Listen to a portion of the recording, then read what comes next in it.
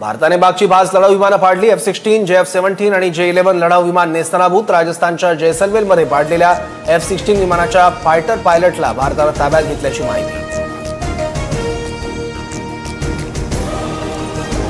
पाकिस्तानी लष्कर प्रमुख असीम मुनीरला पदावरून हटवलं। सूत्रांची माहिती, मुनीर विरोधात पाकिस्तानात संतापाची लाट। इम्रान खानला तुरुंगातून सोडण्याची समर्थकांची मागणी।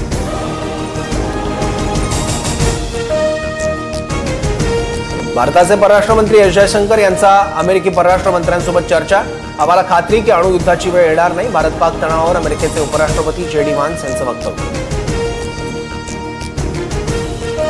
1971च्या युद्धानंतर कराची बंदरावर भारताचा सर्वात मोठा हल्ला। भारताकडून कराची बंदरावर एकानंतर एक अनेक ड्रोन हल्ले। कराची बंदराचं मोठं नुकसान झाल्याची माहिती।